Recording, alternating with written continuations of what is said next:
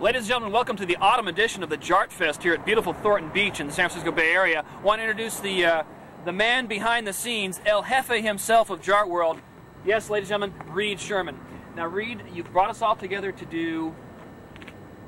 At this point, you talk. Do Jart. To do Jart, okay. Yeah. And we're here doing Jart, all Yes. right. And you've got a beautiful wife here, right? I do. Wonderful. Her name is Paula. Put your hands together for Paula. Yay! And you have the gang of merry men here as well. We're Yes. just going to run down the line. Okay, all the way from Georgia. Shannon Wheatley. Bruce from Scotts Valley. Michael from Sebastopol. Bill from San Francisco. Ron, Redwood City. Tony, San Francisco. Now you probably And Jim Brown. there's Jim Brown over there. Now let's find out who these people really are. Now your RC group handle is Slope Mino. Woody. Bill Up. Don't have one yet. MacGyver, 24. Oh, Wheat you're fly. MacGyver. Reed, RC Wink. and I'm DCS. Now we have a fantastic collection of airplanes here. We've got a foam Jart here, right? Okay. And Reed, tell us, how did the foam Jart come into existence? Well, I called up Jack Cooper and I said, "You want to do a foam Jart?" And he said, "Okay."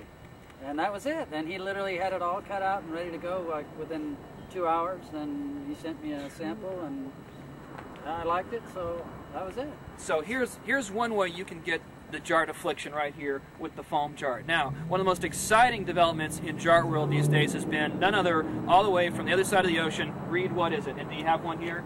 Yes. What do you mean? You're talking about the Jart The LT? Jart LT. Oh, yes. It's the latest development in Jart technology. And Reed, why don't you tell us a little bit about this airplane?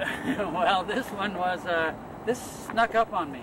I backed into being in the Jart LT business because somebody in China was going to be in the Jart LT business before I was. So I decided to rattle some sabers and get in bed with them.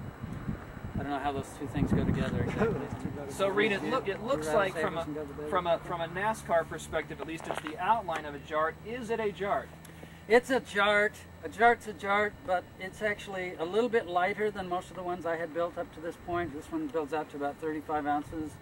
But it actually is. It's built right off the plans. If you hold it up to the plans, it's exactly the same outline, tail.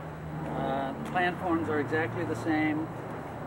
And they did a nice job with the canopy and all that kind of stuff, so it looks really good. Well, it's about the same size as the plans, as you can see here. Now, the real question, though, Reed, is how does it fly compared to a scratch-built Jart? It flies very good. Very, very close. It's just like it. It's a little lighter. And actually, other than that, it's all exactly the same. The same airfoils. They use the same airfoils here. 0-0 decollage, so it's all exactly the same. It flies the same. The only thing is, you know, it is a built-up wing, so I'm a little bit more gentle with it than I would be with my, scratch-built ones. They're usually one piece, and I just stab them in the ground. But other than that, it flies just the same. All right. Well, as you can see, or what you can't see is the beautiful blue skies over the Pacific Ocean. The weather isn't exactly perfect for slope flying right now, but we're going to continue sitting around shooting the bull, and we'll get right back to you once we have flying conditions where we can put these airplanes in the air. Speaking to you from the autumn edition of JartFest, this is DCS, and we'll talk to you later.